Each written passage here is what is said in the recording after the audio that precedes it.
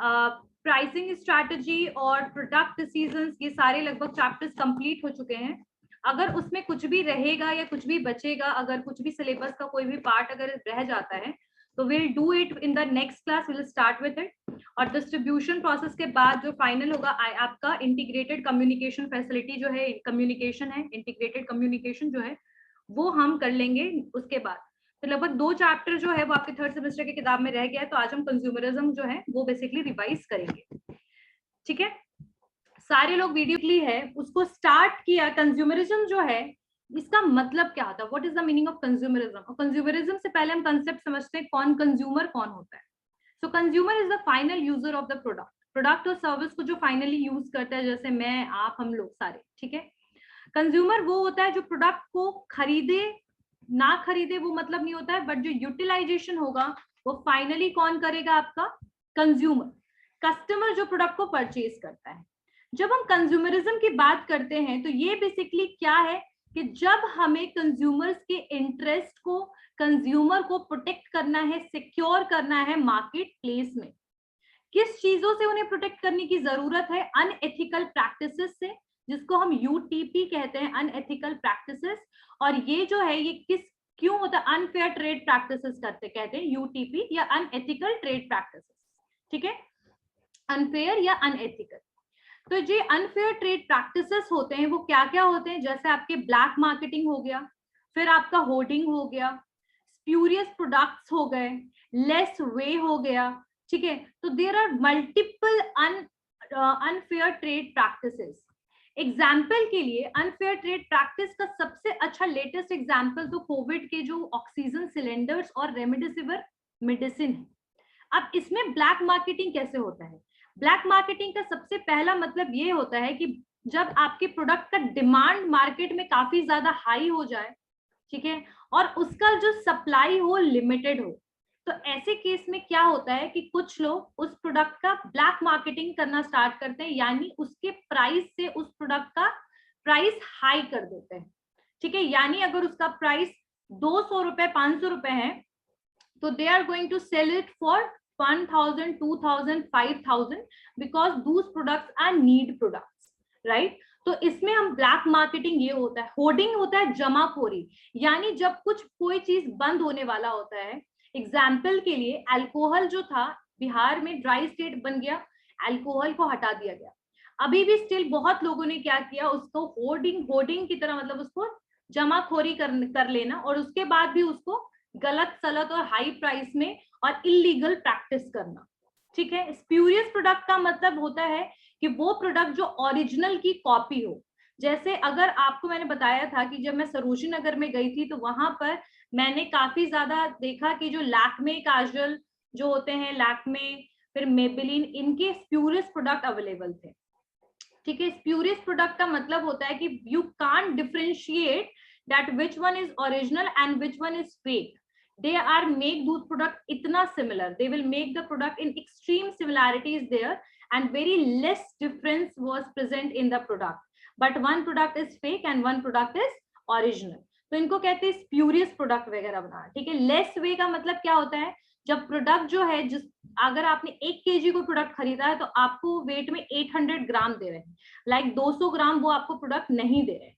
ठीक है, मिलावट भी होता है, बेसिकली अडल्ट्रेशन जिसको हम कहते हैं। यहाँ पर आप प्रोडक्ट में मिलावट कर देते हैं, यानी जो ओरिजिनल है उसका क्वालिटी को डिग्रेड कर देते हैं प्रोडक्ट को मिला के। तो ये सारी चीजें जो थी बेसिकली हमारे 19th सेंचुरी में बहुत सारे लोगों ने, बहुत सारे ह्यूमन राइट्स ने ये चीज को समझा कि हमारे पूरे वर्ल्ड में ये था, ये सिर्फ इंडिया की बात नहीं है, बहुत सारे जगह पे ये सारी घटनाएं, ये सारे इंसिडेंट्स हो रहे थे। ठीक है, ब्लैक मार्केटिंग एंड ऑल। तो ऐसे केस में आप कंज्यूमर को कैसे प्रोटेक्ट करेंगे, तो इसी को देखते हुए कंज्यूमरिज्म का कंसेप्ट आया, यानी कि हमें कंज्यूमर को प्रोटेक्ट करना है, और इंडिया में कोपरा को बेसिकली लाया गया। कोपरा कंज्यूमर प्रोटेक्शन एक्ट 1986 इंप्लीमेंट किया गया।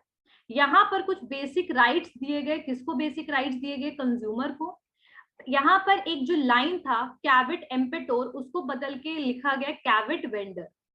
कैविट एम्पेटोर का मतलब क्या होता है कि पहले बोला जाता था कि बायर बी अवेयर, यानी if you are purchasing a wrong product you are liable for that. Seller is not liable, ठीक है। आपको खुद से प्रोडक्ट को इवैल्यूएट करके परचेज करना है, सेलर इसके लिए जिम्मेदार नहीं है।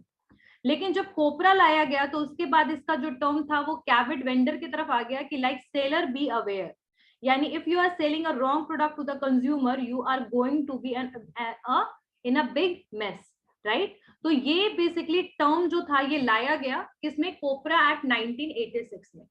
कंज्यूमरिज्म को लाने से क्या क्या, पहली बात क्या क्या फायदे हुए, तो सबसे पहला फायदा तो ये हुआ कि कंज्यूमर को प्रोटेक्शन मिला, कंज्यूमर में अवेयरनेस जगा, एजुकेशन प्रोवाइड किया गया।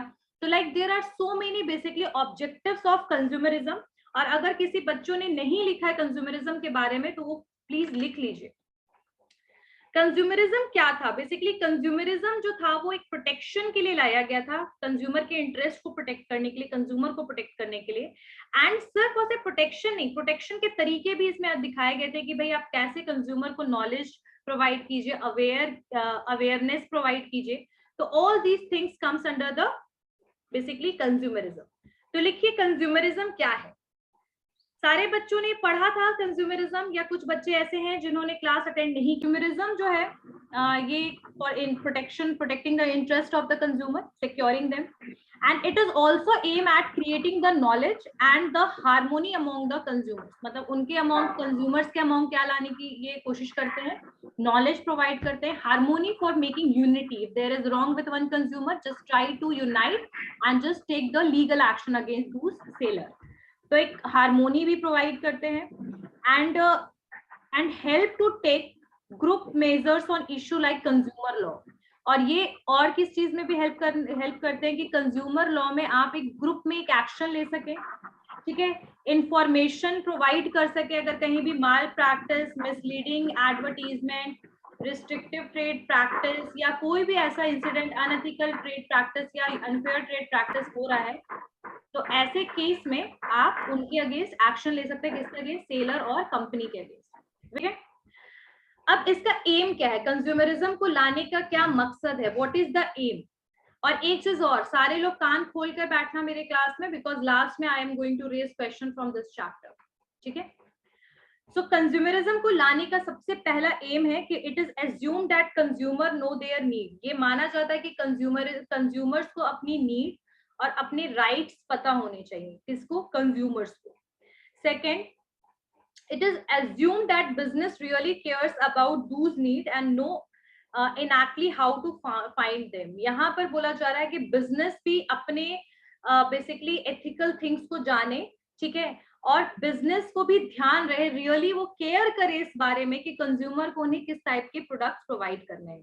कहीं ना कहीं कोपरा के आने से बहुत सारे ऐसी कंपनीज हैं, उन्होंने अपने प्रोडक्ट को स्टैंडर्डाइज करा लिया है, क्वालिटी एफिलिएटेड करा लिया है। तो ऐसे केस में वो भी ध्यान रखेंगे कि कंज्यूमर को कोई गलत प्रोडक्ट ना मिले, ठीक है। तो कहीं ना कहीं बिजनेस को भी एक्टिव बनाने का तरीका है कंज्यूमरिज्म, बिजनेस को भी एक्टिव बनाना है, बिजनेस को भी ethical way of doing business समझाने के लिए, कंज्यूमर के बेसिक नीड्स और राइट को बताने के लिए, ठीक है। और बेसिकली कंज्यूमर की क्या नीड्स है प्रोडक्ट से रिलेटेड, इसके लिए भी कंज्यूमरिज्म है, यानी कंज्यूमर बता सकते हैं कि what is the need of their product, क्या उन्हें चाहिए बेसिकली, ठीक है, किस तरीके का प्रोडक्ट डिमांड है उनका, उसके लिए भी। और प्रोडक्ट और सर्विसेज जो है कस्टमर के एक्सपेक्टेशंस वगैरह को फुलफिल करने के लिए भी, या फिर फाइनली मैं बोलूं तो कंज्यूमरिज्म का सिर्फ एक ही रीजन है कि बेसिकली आपके कंज्यूमर के नीड्स और उनके राइट्स के लिए काम करना, ठीक है। नेक्स्ट है कि कंज्यूमर्स जो हैं उनको किस किस चीजों से बचाना है, किसे, कंज्यूमरिज्म का जो एम है वो किस किस चीजों से बचाना है कंज्यूमर को। तो यूटीपी लिख लीजिएगा, unfair trade practice, that is a very important point. उसमें क्या क्या होगा, अनफेयर बिजनेस होगा, मिसलीडिंग होगा, मिस ब्रांडिंग होगा। मिसलीडिंग प्रोडक्ट्स कौन से प्रोडक्ट होते हैं, जो दिखाते कुछ और है और होते कुछ और है, मतलब what they will show in advertisement but that is not exactly work like that, right. इसी के ऊपर मैंने आप लोग को एग्जांपल दिया था कि फेयर लवली का है, एक्स डिओड्रेंट का है, there are so many examples of this, that what they are showing and what kind of work, what kind of product is working, मतलब what work product is doing. तो इन दोनों में बहुत डिफरेंस। तो mislead करना यानी लोगों को बहकाना, ठीक है, तो ये अनफेयर बिजनेस, स्प्यूरियस प्रोडक्ट जो मैंने आप लोग को एक्सप्लेन किया था कि प्रोडक्ट फेक प्रोडक्ट्स भी कह सकते हैं।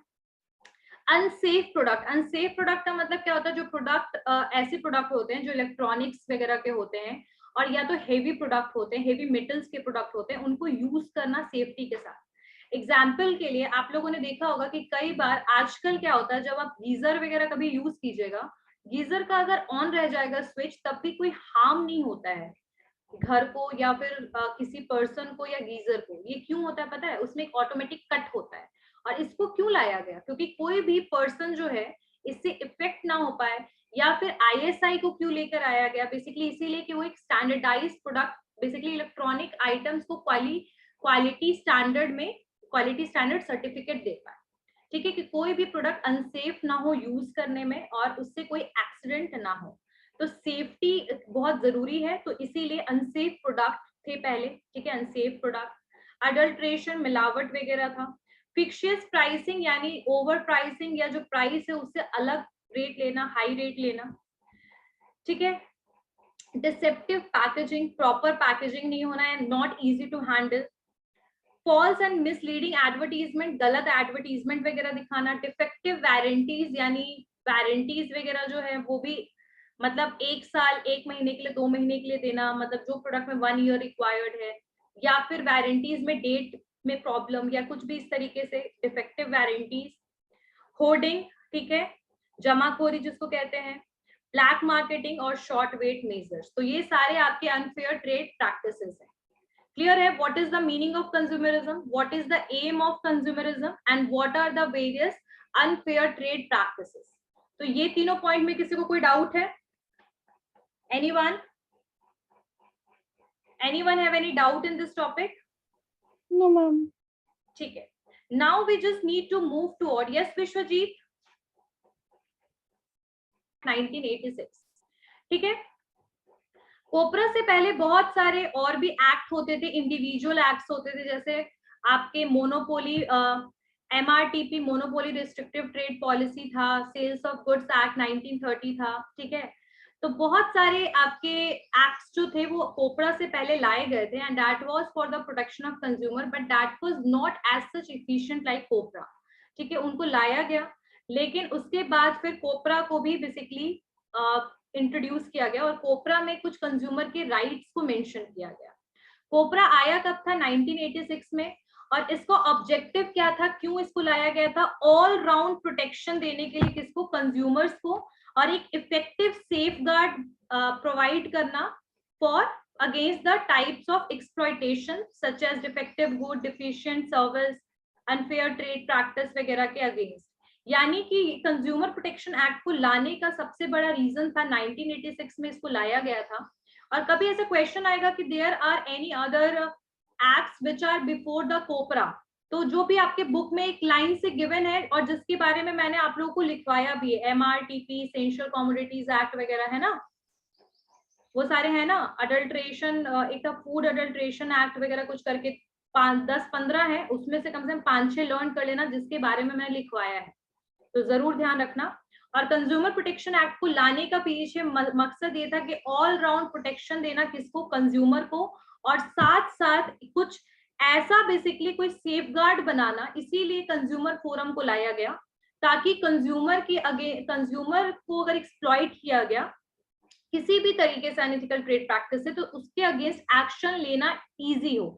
यानी इंडियन कंज्यूमर्स के अगेंस्ट अगर कोई एक्सप्लॉइट करता है कोई सेलर, तो easily they can take the action against them. इसीलिए कंज्यूमर प्रोटेक्शन एक्ट 1986 आया। कंज्यूमर प्रोटेक्शन का मतलब ही वही होता है, protecting consumers from the unfair trade practices. तो क्लियर हो गया। पहले कैविट एम्पिटोर और कैविट वेंडर सबने लिख लिया है, कैविट एम्पिटोर और कैविट वेंडर। Yes, ma'am. ठीक है, ऑब्जेक्टिव क्या थे कोपरा के, क्या क्या ऑब्जेक्टिव्स थे कोपरा के? सबसे पहला तो वही all round protection to the consumer. दूसरा था कोई मशीनरी लेकर आना, मशीनरी किसके लिए लेकर आना? For speedy redressal of the grievances, यानी अगर कोई भी नुकसान हो रहा है तो कोई स्पीडी रिड्रेसल यानी उसको ठीक किया जा सके, यानी उसको कंपनसेट किया जा सके, स्पीडी ट्रायल हो, इसके लिए कोपरा को लाया गया। ठीक है, दूसरा था कि ये बेसिकली कंज्यूमर के राइट्स को प्रोटेक्ट किया जाए और इसीलिए कंज्यूमर्स के राइट को इन्होंने डिफाइन किया। और कंज्यूमर के राइट्स जो थे उन्होंने बेसिकली डिफाइन किया। कौन कौन से राइट थे कंज्यूमर्स के?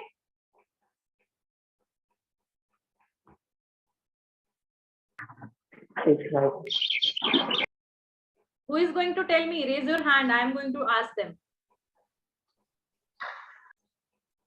Yes, Ved. Yes, ma'am. Right to safety, right to be informed, right to choose, right to be heard, right to seek redressal, or right to consumer education, right to basic need, right to healthy environment, right to be representation, right to representation. Exactly. So right to safety का मतलब क्या था? That is related with the health. Very good, Ved. Right to safety जो था, consumer right जो था, वो हमारे 1986 में 1986 के एक्ट सेक्शन 6 में उसके बारे में लिखा गया है।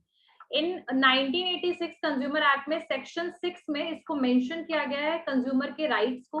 और वो राइट्स क्या क्या थे? राइट टू सेफ्टी, ठीक है, राइट टू सेफ्टी। यहाँ पर बताया जा रहा है it is related with the health life property. जैसे एग्जाम्पल के लिए आपके अप्लायंसेस हो गए, लो क्वालिटी के अप्लायंसेस हो गए, या कुछ स्पॉइल्ड आपको ईटिंग मटेरियल वगैरह आपने परचेज कर लिया, तो ऐसे केस में तुरंत से you can take action against those people who are providing you this, those company और seller who are providing you this. तो ऐसे केस में यहाँ पर सेफ्टी के ऊपर बात आ गई, लाइफ से रिलेटेड हो गया, कोई एक्सीडेंट हो गया, प्रॉपर्टी लॉस का कोई केस हो गया, तो ऐसे केस में you can take the action, right. तो यानी, और दूसरा चीज राइट टू सेफ्टी का मतलब ये है कि कंज्यूमर को कहा जा रहा है कि आप अपने आप को सेफ रखना आपके लिए जरूरी है, ठीक है, आप सेफ रहिए, और इसके लिए कंपनीज आपको सेफ और स्टैंडर्डाइज प्रोडक्ट प्रोवाइड करेगा विथ गुड क्वालिटी, राइट। तो राइट टू सेफ्टी पहला पॉइंट हो गया, जहां पर कंज्यूमर को सेफ रखना और सेफ कंज्यूमर को रहना उसका राइट है, और सेफ रहने में उसकी हेल्प कौन करेगा? Business. Next, right to be informed और राइट टू बी रिप्रेजेंट, यानी कि जो भी प्रोडक्ट प्रोवाइड किया जा रहा है कंज्यूमर को, कोई भी गुड्स या सर्विसेज, उसके बारे में फुल इंफॉर्मेशन होना चाहिए, उसके स्टैंडर्ड के बारे में पता होना चाहिए, डेटा होना चाहिए कि कब वो मैन्युफैक्चर हुआ है, इन शॉर्ट एक प्रॉपर डिस्क्रिप्शन होना चाहिए कि कौन सा गुड और सर्विस जो है वो आप कंज्यूमर को प्रोवाइड कर रहे हैं। इसी वजह से कंपनी जो है वो पूरा full description and how to use ये सब चीज लिख करके देती है किसी कंज्यूमर को। And even in the medicine they are also writing the warning sign के साथ वो बता देती है कि क्या चीज आपके लिए हार्मफुल है। तो ऐसे राइट टू बी इन्फॉर्म का मतलब है कि सारी information related with the company, related with the manufacturing, related with the product, its quality, we have to disclose it in front of consumer. यानी कंज्यूमर को क्या खा रहे हैं, क्या प्रोडक्ट यूज कर रहे हैं, they have full knowledge about it. Even cloth में भी you will get all the description that कितना viscose है, कितना cotton है, कितना lycra है, you will get the information about the fabric as well. So that is a part of the right to be informed or right to represent. यानी सारे information जो है कंज्यूमर को पता होने चाहिए, और ये सारे इंफॉर्मेशन बिजनेसमैन या फिर जो सेलर है या फिर कंपनी है वो अपने प्रोडक्ट के बारे में किसको प्रोवाइड करती है? कंज्यूमर को। इवन अपनी कंपनी का डेटा तक वो प्रोवाइड कर सकती है कंज्यूमर को। नेक्स्ट है right to choose. Right to choose का मतलब क्या होता है कि कोई भी प्रोडक्ट कंज्यूमर को जो खरीदना है that is totally up to him और हर। इट्स नॉट कि आप किसी भी, आप सेलर हो तो आप उनको फोर्स कीजिएगा कि आप ये प्रोडक्ट खरीद लीजिए, ये राइट नहीं। ये बेसिक राइट है कंज्यूमर का कि उनके पास ये डिसीजन मेकिंग जो होना चाहिए वो कंज्यूमर के हाथ में होना चाहिए कि कौन सा प्रोडक्ट उन्हें खरीदना है। No one can compel them to choose the particular product, ठीक है, उनको कोई, उनके पास खुद राइट होना चाहिए, ठीक है। मैं आप लोगों को इस पे एक स्टोरी, छोटी सी एक बात बताती हूँ, ठीक है। Kind of situation is a part of the consumerism कि अगर आपको जो सामान लेना है that is all up to you, no one can compel you. Yeah, they can give you advice, they can tell you about the product, they can tell you about the difference, but they can't force you, ठीक है, they can't, मतलब बोल सकते हैं थोप नहीं सकते आपको कि आपको यही लेना है, ठीक है। तो that is right to choose. Next है, यानी कंज्यूमर को चूज करने का राइट है प्रोडक्ट खुद से। नेक्स्ट है right to be heard. Right to be heard का मतलब क्या है कि if you have any kind of complain, ठीक है, कोई भी तरीके का कंप्लेन आपको अगर है प्रोडक्ट से रिलेटेड, तो वहां के सेलर को आपकी बात सुननी पड़ेगी। और इवन अगर आपको कोई कंज्यूमर सर्विस सेल में भी अगर आप कॉल करते हो और पर्टिकुलर कंपनी के बारे में, अनएथिकल ट्रेड प्रैक्टिस के बारे में बताते हो, तो उनको भी ये बात सुननी पड़ेगी। Like consumer have full right to speak and you have even and others have to right to heard if you are complaining about the particular product, ठीक है। आप अगर प्रोडक्ट के बारे में बता रहे हो, मतलब कंज्यूमर को सुनना, ठीक है, लोगों को, मतलब कंज्यूमर सर्विस सेल को भी जरूरी है, सेलर को भी जरूरी है। अगर वो कोई कंप्लेन कर रहा है तो उस बात को जरूर बॉदर किया जाए, ठीक है। तो राइट टू बी हर्ड मतलब कंज्यूमर को सुना जाए। कंज्यूमर के पास ये भी राइट है कि उनकी बात वो रखते हैं, तो उसकी बात को रिस्पेक्टफुली सुना जाए। क्लियर है। नेक्स्ट है आपका right to seek redressal. Right to seek redressal का मतलब है कि कंज्यूमर के पास फुल राइट है कंपनसेशन लेने का। अगर उसको किसी भी तरीके का लॉस होता है, हार्म होता है, तो उसको कंपनसेट करने का, उसको कंपनसेट करना पड़ेगा। कौन करेगा? सेलर या कंपनी। और अगर वो नहीं करते हैं तो कंज्यूमर फोरम में उनको कंपनसेट करवाने के लिए बेसिकली जजमेंट, या बोल सकते हैं कि उनको बेसिकली आपको प्रोवाइड करना है, यानी सीक रिड्रेसल, उनका जो भी लॉस है उसको कंपनसेट करना है। और अगर उसके लिए सेलर अपने आप मान जाते हैं तो ठीक है, अदरवाइज लीगल एक्शन के through they will be compensate. Okay, so right to seek redressal यानी उनको अगर कोई भी प्रॉब्लम या कोई भी कंप्लेन है तो उसके लिए उनकी बात सुनी जाए, उनको कंपनसेट किया जाए। राइट टू कंज्यूमर एजुकेशन यानी कंज्यूमर को अवेयरनेस होनी चाहिए ना कि उनके राइट्स कौन कौन से हैं, मार्केट में क्या चल रहा है, रेट के बारे में, सब चीज के बारे में। तो बेसिकली ऐसे केस में कुछ बेसिकली आपके मिनिस्ट्री ऑफ सिविल सप्लाईज जो है वो उन लोगों ने कुछ चैनल्स वगैरह लेकर आए हैं, मैगजीन से आपके उपभोक्ता जागरण, ठीक है। तो ये जो है ये सारी तरीके हैं कंज्यूमर को अवेयर कराने का, कंज्यूमर को एजुकेट करने का। तो राइट टू कंज्यूमर एजुकेशन यानी कंज्यूमर को अवेयरनेस बढ़ाइए, ठीक है, कंज्यूमर को एजुकेट कीजिए अबाउट द डिफरेंट प्रोडक्ट, और उनके पास इस चीज को जानने का पूरा हक है, राइट है कि मार्केट में प्राइस से रिलेटेड इंफॉर्मेशन हो गया, प्रोडक्ट से रिलेटेड इंफॉर्मेशन हो गया, उनके राइट से रिलेटेड इंफॉर्मेशन हो गया। तो right to consumer education. Consumer day कब होता है? कंज्यूमर डे कब होता है, कब मनाया जाता है? When we are celebrating consumer day? 15 March. कब होता है? 15 मार्च। नो मैम, आंसर दे रहे थे मैम, आप ही ना बता दो। तो बेसिकली जो आपका ये कौन फाइल कर सकता है कंप्लेन, ये तो समझ आ गया होगा। गुड्स क्या होता है, सर्विस क्या होता है, फीचर्स क्या है आपके कंज्यूमर प्रोटेक्शन एक्ट 1986 के। फाइल कौन कर सकता है कंप्लेन? तो फाइल करने में यहाँ पर कुछ बताया गया है 1986 के अंडर में कि कोई कंज्यूमर फाइल कर सकता है, कोई कंज्यूमर, और कोई वॉलेंट्री कंज्यूमर अगर है और जिसका एसोसिएशन है किसी, बेसिकली कोई एसोसिएशन का पार्ट है, कोई वॉलेंट्री कंज्यूमर एसोसिएशन है, ठीक है। और एक मतलब वॉलेंट्री एसोसिएशन समझ रहे हो ना, वॉलेंट्री कंज्यूमर एसोसिएशन कौन से होते हैं? अगर कोई एनजीओ वगैरह है, ठीक है, वो है तो वो भी कर सकते हैं। सेंट्रल गवर्नमेंट और स्टेट गवर्नमेंट अगर कंज्यूमर है तो वो भी कर सकता है। ग्रुप है में अगर 2-3 कंज्यूमर मिल करके जो सबका सेम इंटरेस्ट हो, यानी सब लोग का सेम इश्यू हो और सब लोग का सेम इंटरेस्ट हो, तो ऐसे केस में कुछ ग्रुप ऑफ कंज्यूमर्स भी मिलकर कर सकते हैं। क्लियर है। नेक्स्ट है अगर किसी की डेथ हो जाती है, लीगल हेयर और रिप्रेजेंटेटिव जो है इस ऐसे केस में कंज्यूमर के डेथ पर वो भी केस कर सकते हैं उनके बिहाफ में। Obviously the person who is died he or she can't able to complain the file. In that case, the legal heir or representative can file the case. So there are the basically 5 points are mentioned in this that who can file a complaint. The first one is a consumer, any consumer, individual consumer. The second one is that any recognized voluntary association, यानी ऐसे association जो government से linked नहीं NGOs हैं, ठीक है, तो वो या तो फिर बेसिकली सेंट्रल और स्टेट गवर्नमेंट भी कर सकता है complain.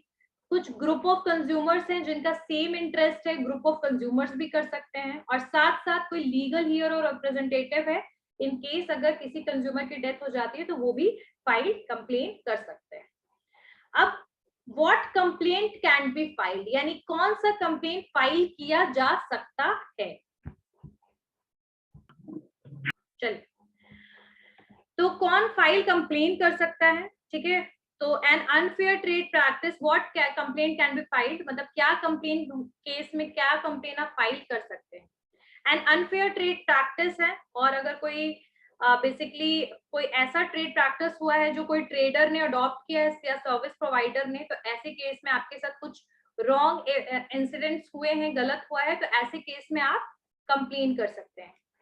Good bought by him or agree to be bought by him suffer from one or more defect, यानी कि जो गुड्स लेने की बात की गई थी या अग्री किया गया था वो गुड में कोई डिफेक्ट हो, ठीक है। यानी कि अगर कोई दो कंपनीज हैं, गुड्स एक कंपनी दूसरे से खरीदती है और उसमें खरीदने से पहले डिफेक्ट के बारे में पता लगे, ठीक है, ट्रायल के विद इन ही, यानी जब कोई गुड खरीदने के लिए अग्री किया जाए या उसको खरीदा जाए और उसमें कोई डिफॉल्ट हो तब, सर्विस हायर किया जाए, ठीक है, या उसको हायर करने के लिए अग्री मतलब अग्रीमेंट यानी अग्रीड किया जाए, ठीक है, तो और वो उसमें कोई डिफिशियंसी या प्रॉब्लम हो तो उस केस में भी आप कंप्लेन कर सकते हैं। Price charge in excess of the price, अगर प्राइस जितना आपको लेना है एमआरपी से ज्यादा, ठीक है, मैक्सिमम रिटेल प्राइस जो आपका है उससे ज्यादा अगर आपको कोई पे करने के लिए बोले तो वो भी गलत है। बट प्राइस जो है वो चार्ज हो रहा है एक्सेस रेट में वो, या फिर दूसरा कि अगर कोई मतलब फिक्स्ड बाय और under the law for the time being in force, मतलब यही है कि प्राइस चार्ज एक्स्ट्रा किया जाए, या फिर गुड्स और सर्विस जो है वो हैजार्डस हो या फिर नुकसानदायक हो, हेल्थ वगैरह लाइफ से रिलेटेड, और अगर कोई बेसिकली, हाँ ठीक है, बस यही होगा कि एक्स्ट्रा प्राइस लिया जाए, हैजार्डस अगर कोई गुड हो, तो ऐसे केस में आप कंप्लेन कर सकते हैं। Where to file a complain, अब कंप्लेन जो है वो कहाँ फाइल करने की जरूरत, ठीक है। तो कंप्लेन फाइल करने के लिए हमारे पास बेसिकली बेसिकली कंज्यूमर रिड्रेसल के लिए 3 फोरम बनाए गए हैं, और वो कौन कौन से हैं। डिस्ट्रिक्ट फोरम है, फिर आपका डिस्ट्रिक्ट है, स्टेट है और नेशनल है, ठीक है। तो आपका स्टेट कमीशन, नेशनल कमीशन और डिस्ट्रिक्ट फोरम। डिस्ट्रिक्ट फोरम जो है उसमें 1986 के हिसाब से 20 लाख रुपए लिमिट है, यानी 1 रुपए से 20 लाख रुपए के प्रोडक्ट के लिए आप कंप्लेन फाइल कर सकते हो। इसका स्ट्रक्चर क्या है या फिर इसमें कितने लोग हैं, तो इसमें 3 मेंबर होते हैं, एक जज होता है, 2 मेंबर होते हैं, और उस एक मेंबर में से एक कौन होनी चाहिए, विमेन होनी चाहिए, ठीक है। नॉट लेस देन 35 ईयर्स, जो मेंबर्स होंगे उनका एज 35 ईयर्स से कम नहीं होना चाहिए, ठीक है।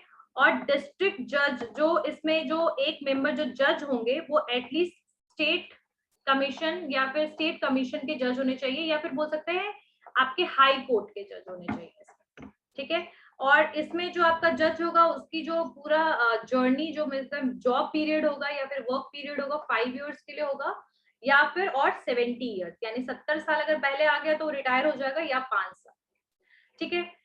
डिस्ट्रिक्ट लेवल में हो गया खत्म, फिर आपका स्टेट कमीशन में आया, तो यहाँ पर 20 करोड़ से ऊपर यानी above 20 crore to up to 1 crore, 20 crore से अप टू 1 करोड़ रुपया तक इसमें क्या होगा, आपका लिमिट होगा रिट्रेस। तो ये अमाउंट होगा वो क्या होगा, अमाउंट वो होगा above 20 crore to up to 1 crore, 20 lakh to 1 crore, ठीक है।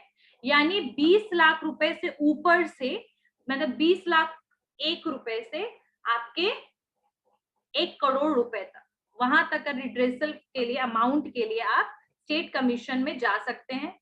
यहाँ पर जो सिचुएशन होगा, यहाँ पर आपका 5 मेंबर्स होंगे, यहाँ पर आपके 5 नहीं 3 मेंबर्स यहाँ भी होंगे, सेम वही डिस्ट्रिक्ट वाला होगा, 1 जज 2 मेंबर, ठीक है, सेम चीज होगा। बट यहाँ पर ऊपर वाले में क्या था कि ऊपर में जो जज था वो कौन से लेवल का होना चाहिए, डिस्ट्रिक्ट लेवल का, ठीक है, यानी डिस्ट्रिक्ट जज होना चाहिए।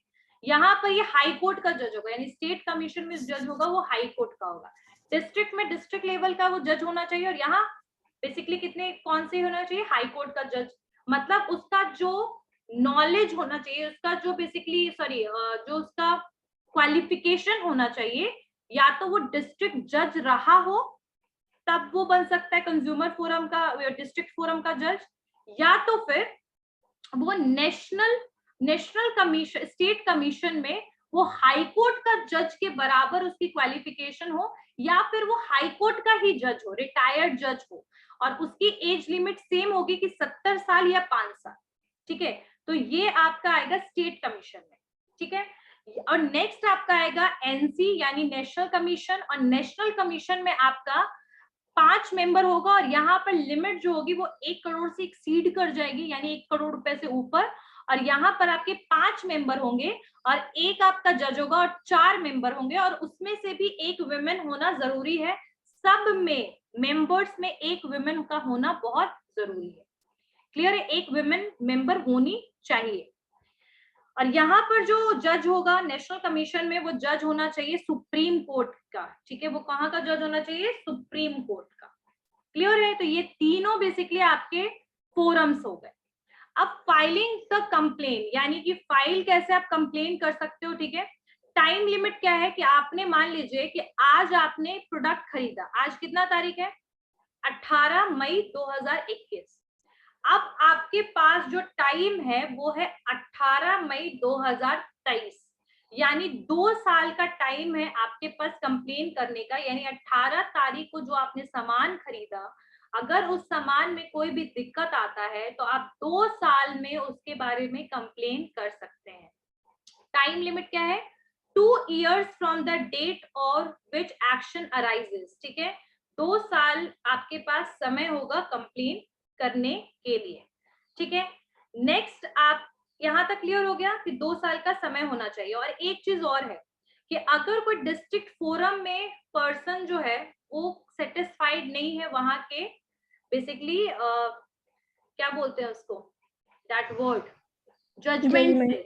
ठीक है, जजमेंट से, तो ऐसे केस में वो दूसरे फोरम में भी 2 महीने के बाद, 2 महीने के अंदर में वो चाहे तो वो कंप्लेन कर सकता है।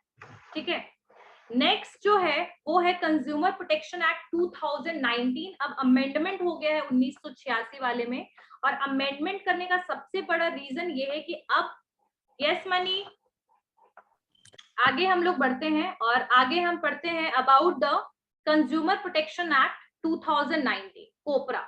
कोपरा 2019 क्यों लाया गया? 1986 वाला तो अच्छा था, क्यों लाया गया? The reason behind the COPRA 2019 is like कि इलेक्ट्रॉनिक मीडिया के थ्रू हम लोग प्रोडक्ट और सर्विसेज काफी ज्यादा अवेल करना शुरू कर दिए थे। ठीक है, अभी भी हम ज्यादातर देखिएगा, कभी भी हम लोग ज्यादातर इलेक्ट्रॉनिक मीडिया का यूज करते हैं। ऐसे केस में इलेक्ट्रॉनिक जो मीडियम्स हैं आपके, जो बहुत सारे ऑनलाइन प्लेटफॉर्म्स हैं जो डिफेक्टिव गुड्स, स्प्यूरियस गुड्स वगैरह प्रोवाइड करते हैं कंज्यूमर्स को, बट कोपरा में उन प्रोडक्ट्स के बारे में, इलेक्ट्रॉनिक मतलब ऑनलाइन प्रोडक्ट्स जो आपने परचेज किया उसके बारे में कुछ मेंशन नहीं किया गया था। तो अमेंडमेंट करना बहुत जरूरी हो गया था, इसीलिए कंज्यूमर प्रोटेक्शन एक्ट 2019 को लाया गया। ठीक है, अब कुछ की हाइलाइट्स के बारे में अगर मैं बोलूं कोपरा 2019 का, तो डिजिटल एरा आ गया, यानी कॉमर्स और जो डिजिटल ब्रांडिंग स्टार्ट हो गया। डिजिटलाइजेशन की वजह से सारा ऑनलाइन शॉपिंग हो गया। ठीक है, पेमेंट मैकेनिज्म भी आपका आजकल क्या है, ऑनलाइन है, फोन पे, गूगल पे, भीम app, there are multiple basically platform for paying the amount as well. ठीक है, तो ऐसे केस में जहां पूरा इलेक्ट्रॉनिक सिस्टम पूरा बोल सकते हैं ना, एक मार्केट, जो मार्केट का सिचुएशन है बोल सकते हैं पूरा फुल मार्केट ही ट्रांसफॉर्म हो गया है, ऐसे केस में आप कंज्यूमर को कैसे प्रोटेक्ट कीजिएगा? इसीलिए लाया गया किसको, आपके कंज्यूमर प्रोटेक्शन एक्ट 2019 को। ठीक है, अब डिजिटल सिनेरियो था, डिजिटल सबसे बड़ा रीजन अगर कभी भी आएगा तो यही लिखिएगा, और इसको लाया गया था 6 अगस्त 2019 को। पास हुआ था ये बेसिकली प्रोटेक्शन बिल 2019 में, और प्रेसिडेंट ने 9 अगस्त को बेसिकली 2019 को अपना कंसेंट के साथ साइन किया, और ये बिल जो है ये एक्ट बन गया, और 2020 से ये इम्प्लीमेंट हो गया। अब न्यू एक्ट जो आया उसने क्या क्या चीजें, नई नई चीजों को वो लेकर आया। ठीक है, क्या क्या चीजों को वो बेसिकली न्यू चीजें इंट्रोड्यूस किया गया कोपरा 2019 में। तो सबसे पहले कवर ई कॉमर्स ट्रांजैक्शन, यानी जितने भी आपके e commerce, electronic commerce transaction है, उन सारे को भी इसने अब कवर कर लिया। ठीक है, सबको कवर जब किया तो इसमें आपके सारी चीजें आ गए। इसमें आपके पर्सन जो गुड सर्विसेज खरीदते हैं ऑनलाइन, इलेक्ट्रॉनिक मीडिया से, टेली शॉपिंग से, फोन करके जो खरीदते हैं, ठीक है, तो ये सारे के सारे ट्रांजैक्शन जो ई कॉमर्स, जैसे आप अमेजोन से मंगाते हैं, फ्लिपकार्ट से मंगाते हैं, वो सारे के सारे इसमें क्या हो गए, कवर हो गए आपके, इसमें ई कॉमर्स ट्रांजैक्शन। कोपरा 2019 में इन्होंने सबसे पहले ई कॉमर्स ट्रांजैक्शन को कवर किया। सेकेंड है आपका enhancement of pecuniary jurisdiction. Pecuniary यानी मतलब है मनी रिलेटेड, यानी कि जो पैसे से रिलेटेड जो लिमिट्स बनाए गए थे फोरम्स के, उनको बदल दिया गया, उनको चेंज कर दिया गया। अब लिमिट्स को एक्सीड कर दिया गया। क्या कर दिया गया? लिमिट को एक्सीड कर दिया गया। सो सब सेकेंड है enhancement of the pecuniary jurisdiction, यानी कि जो लिमिट जो तय किए गए थे आपके, कहां पर लिमिट्स थे, जो कंज्यूम कोपरा 1986 में जो लिमिट्स थे, उनको बेसिकली उनको क्या कर दिया गया, बढ़ा दिया गया, इंक्रीज कर दिया गया। अब जो लिमिट है वो क्या है, डिस्ट्रिक्ट फोरम में 1 करोड़ रुपए तक है, डिस्ट्रिक्ट फोरम में 1 करोड़ रुपए तक हो गया है, मतलब 1 करोड़ रुपए तक में आपके बेसिकली क्या है, आप कंप्लेन कर सकते हैं, 1 करोड़ का लिमिट हो गया है। स्टेट में 1 करोड़ से 10 करोड़ और नेशनल में अबव 10 करोड़। मतलब अभी का जो अमाउंट है वो बदल गया है, याद रखिएगा। डिस्ट्रिक्ट में करोड़ में आ गया है, मतलब 1 करोड़ से ज्यादा, स्टेट में 1 करोड़ से 10 करोड़ और नेशनल में अबव 10 करोड़। तो ये बेसिकली आपका पेक्यूनरी जुरिस्डिक्शन को बढ़ा दिया गया 2019 के कोपरा एक्ट। नेक्स्ट है आपका ई filing of complaints. E filings of complaints, E filing of complaints, ठीक है। ई फाइलिंग ऑफ कंप्लेंट्स का मतलब ये है कि पहले कंप्लेंट फाइल करने के लिए आप लोगों को कंज्यूमर फोरम जाना पड़ता, वहां से फॉर्म लेना पड़ता, फिर फॉर्म फिल करना होता, वापस से उस ऑफिस में जाके डिपॉजिट करना होता उस फॉर्म को। बट अब आपको ई फाइलिंग यानी इलेक्ट्रॉनिक फाइलिंग आप कर सकते हैं, यानी ई कंप्लेन आप कर सकते हैं। अब आपको कंप्लेन करने के लिए कहीं पर भी पर्टिकुलरली अवेलेबल होना या फिर वहां जाके ट्रेडिशनल वे से डील करने की जरूरत नहीं पड़ेगी, यानी आपको वहां पर जा करके फॉर्म लेकर सबमिट डिपॉजिट ये करने की जरूरत नहीं पड़ेगी।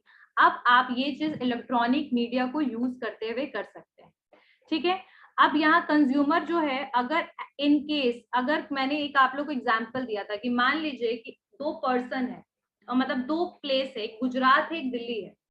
गुजरात वाला पर्सन दिल्ली गया और उसने वहां से प्रोडक्ट खरीदा। अब दिल्ली में उसने जो प्रोडक्ट खरीदा वो गलत प्रोडक्ट खरीद लिया। अब वो बेचारा गुजरात से दिल्ली थोड़ी आएगा कंप्लेन फाइल करने के लिए, क्योंकि जहां एक्शन प्लेस होता है, जहां पर प्रोडक्ट सेल होता है, एक्चुअल में कंप्लेन वही करना पड़ता था। अब ऐसे केस में बहुत सारे लोग तो कंप्लेन ही नहीं करते थे, अदरवाइज फिर उनको काफी ज्यादा एक्सपेंसिव पड़ता था एक स्टेट से दूसरे स्टेट ट्रैवल करना। इसीलिए बेसिकली ई फाइलिंग का कंसेप्ट को लाया गया। अब ई फाइलिंग के कंसेप्ट में आपके लिए सबसे अच्छा ये है कि आप घर में बैठे बैठे लैपटॉप और इलेक्ट्रॉनिक आइटम को यूज करते हुए कंप्लेन फाइल कर सकते हो। और दूसरी चीज, आपको इतना एक्सट्रीम मूवमेंट की जरूरत नहीं है, और इवन आप बैठे बैठे हियरिंग भी देख सकते हो, यानी कि अगर आप कंप्लेन फाइल करते हो तो आप पूरा का पूरा जो कोर्ट है वो घर में आराम से बैठे बैठे अपने लैपटॉप और लैपटॉप की स्क्रीन पर देख सकते हो। आराम से वहां हियरिंग चल रहा है, आपका जो भी आपका केस का हियरिंग चलेगा, घर में बैठे बैठे सुन सकते हो about the judgement and all. So यहाँ ऑडियो वीडियो कॉन्फ्रेंसिंग भी, आपका जो है वीडियो कॉन्फ्रेंस भी जो है कॉन्फ्रेंसिंग है वो भी अवेलेबल है। हरासमेंट से बचाने के लिए, इनकन्वीनियंस को रिड्यूस करने के लिए ये इजी प्रोसीजर को लाया गया है कोपरा 2019 में, ठीक है। तो ई फाइलिंग ऑफ कंप्लेंट्स भी जो है वो भी अब आपको सुविधा मिलेगी कोपरा 2019। cover e-commerce transaction, enhancement of pecuniary jurisdiction, e-filing of complaints, e-filing of complaints, ठीक है। नेक्स्ट लिखिए establishment of CCPA, establishment of CCPA, CCPA Central Consumer Protection Authority, Central Consumer Protection Authority, ठीक है। सेंट्रल कंज्यूमर प्रोटेक्शन अथॉरिटी को establish किया गया।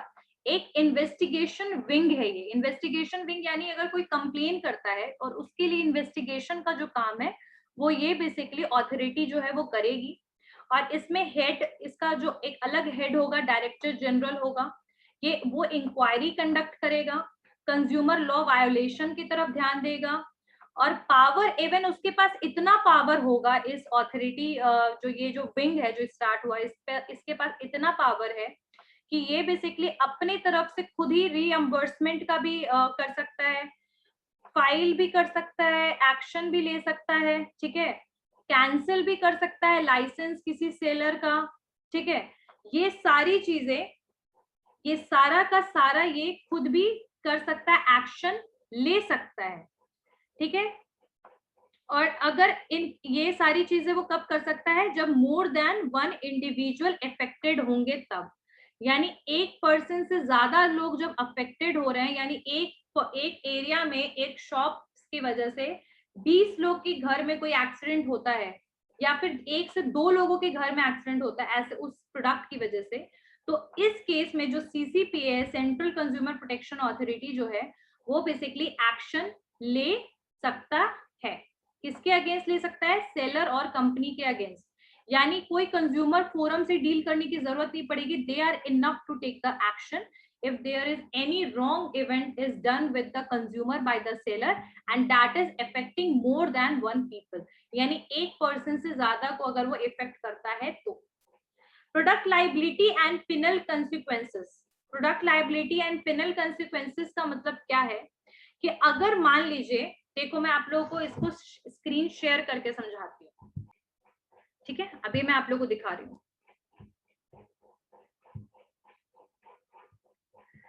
जैसे मान लो कि A है, B है एंड C, ये 3 कंपनीज हैं।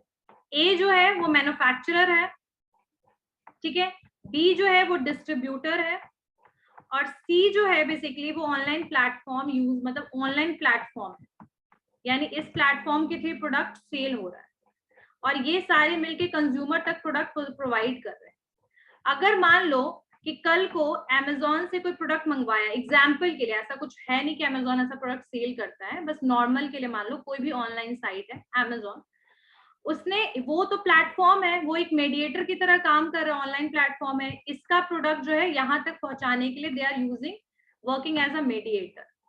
अब ये जो प्रोडक्ट इसने कंज्यूमर को प्रोवाइड किया, वो मान लीजिए वो प्रोडक्ट डिफेक्टिव था, ऐसे केस में कंज्यूमर के लिए, कंज्यूमर इसको बोलेगा Amazon को, तो Amazon बोलेगा कि नहीं ये मेरा प्रोडक्ट नहीं है, I am only a platform, I am not the manufacturer, so I am not liable, A is liable.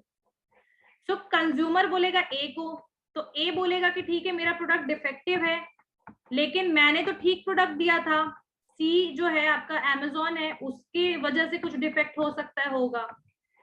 आप एक काम करो, डिस्ट्रीब्यूटर से बात करो, क्योंकि Amazon तक प्रोडक्ट वही पहुंचा रहा है या वही डील कर रहा है। B कहेगा कि मैं तो भाई इससे लेकर इसको दे रहा हूँ, मुझे क्या मतलब है।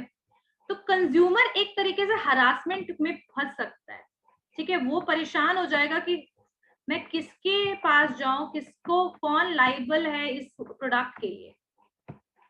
तो ऐसे केस में इस बार जो कोपड़ा 2019 आया है, उसने कंज्यूमर को बोला कि आप कंप्लेन फाइल कीजिए, और प्रोडक्ट को बेचने में जितने लोग भी इन्वॉल्व होंगे, जितने भी लोग इन्वॉल्व होंगे प्रोडक्ट को सेल करने में, चाहे वो मैन्युफैक्चरर हो, चाहे वो डीलर हो, चाहे वो डिस्ट्रीब्यूटर हो, चाहे वो प्लेटफॉर्म जो प्रोवाइड करता है मीडियम हो, ये सारे लोग लाइबल होंगे डिफेक्टिव प्रोडक्ट को सेल करने में, कंज्यूमर तक पहुंचाने में।